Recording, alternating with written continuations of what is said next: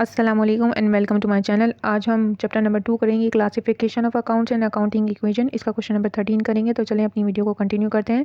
इसके अंदर हमें अकाउंटिंग इक्वेशन और रेवेन्यू इक्वेशन के बारे में पता चलेगा। ठीक है, अकाउंटिंग इक्वेशन आपको पता है क्या होती है, एसेट्स किसके बराबर होते हैं, लायबिलिटीज़ प्लस ओनर्स इक्विटी के।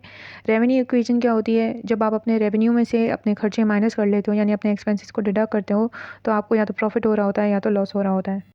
एक बात आपको और भी ध्यान में रखनी है कि अगर आपकी सेलिंग प्राइस आपकी कॉस्ट प्राइस से ज़्यादा होगी तो आपको प्रॉफिट होगा, और अगर सेल्स प्राइस आपकी कॉस्ट प्राइस से कम होगी तो आपको लॉस होगा। आपको अकाउंटिंग इक्वेशन के बारे में पता है कि एसेट्स किसके बराबर होते हैं, लायबिलिटीज़ प्लस ओनर्स इक्विटी। यहाँ पे एसेट्स आपको गिवन दिए में 4 लाख रुपीज़, और आप is equals to liabilities as it is लिखोगे क्योंकि आपको गिवन नहीं है, प्लस लिखोगे आप, और ओनर्स इक्विटी आपको दी हुई है यहाँ पर 1,80,000। ठीक है, अब आप 4 लाख लिखोगे एसेट्स के नीचे एज इट इज़, और 180 प्लस में है तो इस तरफ आके क्या हो जाएगा, माइनस में हो जाएगा। 1,80,000 आप लिखोगे और इज इक्वल्स टू लायबिलिटीज़ लिखोगे। ठीक है, आप 4 लाख में से 1,80,000 सब्ट्रैक्ट करोगे तो आपको क्या आ जाएगा, आपका आंसर आ जाएगा 2,20,000 आ जाएगा। ठीक है, ये आपकी क्या हो जाएंगी, लायबिलिटीज़ हो जाएंगी। तो आपकी लायबिलिटीज़ आपको पता चल चुकी हैं अब। ठीक है, आपने पहली चीज़ पता कर लिया। सेकंड में जो है वो आपसे एसेट्स पूछा गया है और आपको लायबिलिटीज़ गिवन दी हुई है और ओनर्स इक्विटी गिवन दी हुई है, तो बहुत इजी अकाउंटिंग इक्वेशन की तरह है। सेकंड में आपसे एसेट्स के बारे में पूछा गया है जो कि बहुत सिंपल है। एसेट्स किसके बराबर है, लायबिलिटीज़ प्लस ओनर्स इक्विटी के। लायबिलिटीज़ आपको गिवन दी हुई हैं 1 लाख रुपीज़ और ओनर्स इक्विटी आपको गिवन दी हुई है 2 लाख रुपीज़। जब आप इन दोनों को ऐड करोगे तो आपके पास एसेट्स आ जाएंगे जिसकी अमाउंट क्या है, 3 लाख रुपीज़। इस तरह आपको एसेट की वैल्यू पता चल जाएगी।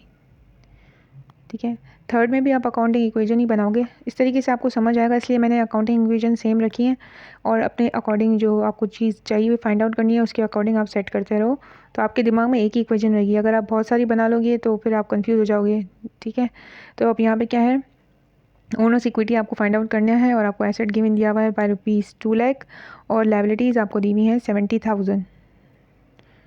ठीक है, आप owners equity as it is रहने दोगे यहीं पर ही। अब आप क्या करोगे कि इस 2 लाख के पास अब लेकर जाओगे लायबिलिटीज़ को।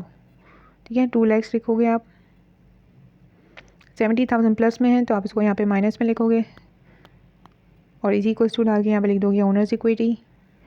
2 लाख में से आप 70,000 सब्ट्रैक्ट करोगे तो आपके पास क्या आ जाएगा, 1,30,000 आ जाएगा, जो कि आपकी क्या होगी, ओनर्स इक्विटी होगी।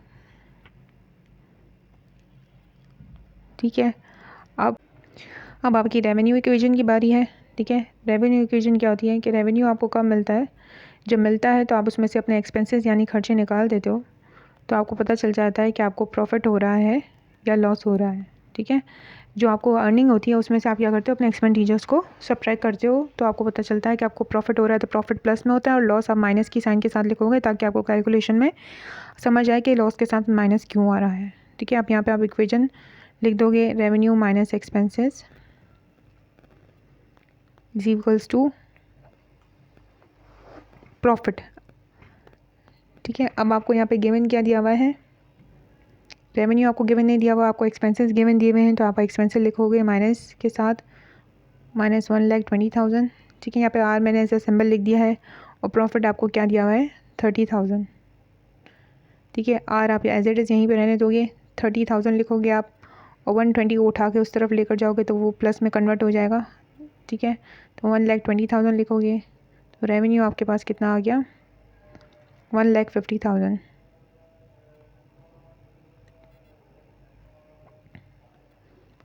अब आपने ये भी पता कर लिया, इससे आपको रेवेन्यू भी पता चल गया।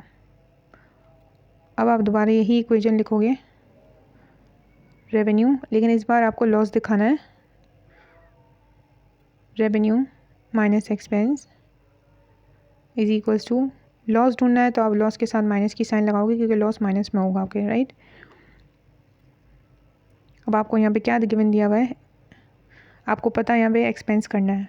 ठीक है, आपको गिवन यहाँ पे क्या दिया हुआ है, रेवेन्यू दिया हुआ है, रेवेन्यू की अमाउंट क्या दी हुई है आपको, 1,80,000, और लॉस आपको कितना दिया हुआ है, 16,000। तो आप माइनस 16,000 लिखोगे। ठीक है, ये माइनस की साइन इसीलिए आई है क्योंकि मैंने आपको बताया था कि लॉस के साथ आप माइनस की साइन को इंडिकेट करोगे। ठीक है। As it is minus expense लिख लोगे यहाँ पर, और यहाँ पे लिखोगे -16,000। ये प्लस में है तो उसको उठा के आप उस तरफ लेकर जाओगे और माइनस की साइन के साथ लिखोगे 1,80,000। अब माइनस और माइनस क्या होता है, प्लस होता है, आपको पता है। तो क्या हो जाएगा, ये 1,96,000 हो जाएगा। ठीक है, इसके साथ माइनस की साइन आएगी, यहाँ पे भी माइनस की साइन है एक्सपेंस के साथ। दोनों तरफ जब माइनस की साइन होती है तो वो कैंसिल हो जाती है, जैसा कि आप मैथ्स में करते हो। तो एक्सपेंस की वैल्यू क्या आ गई आपके पास, 1,96,000 आ गई। अब आपका लास्ट है जो इसके बारे में मैंने आपको बताया था कि थर्ड इक्वेशन आप लिखना, वो क्या थी आपकी, कि सेल्स में से जब आप अपनी कॉस्ट प्राइस माइनस करते हो तो आपको या तो प्रॉफिट हो रहा होता है या आपको लॉस हो रहा होता है। ठीक है, सेल्स रेवेन्यू, सेल्स से आप रेवेन्यू या जनरेट करते हो ना। तो अब इसके बाद क्या होगा, इसको आप सब्ट्रैक्ट करके दिखाओ, minus cost of good sold. तो या तो आपको क्या होगा, प्रॉफिट हो रहा होगा, या आपको क्या हो रहा होगा, लॉस हो रहा होगा। दो चीज़ें आपके साथ हो सकती हैं। ठीक है, प्रॉफिट प्लस में और लॉस माइनस में, यहाँ पे भी यही चीज़ चलेगी। ठीक है, अब सेल्स रेवेन्यू यहाँ पर आपको फाइंड आउट करना है।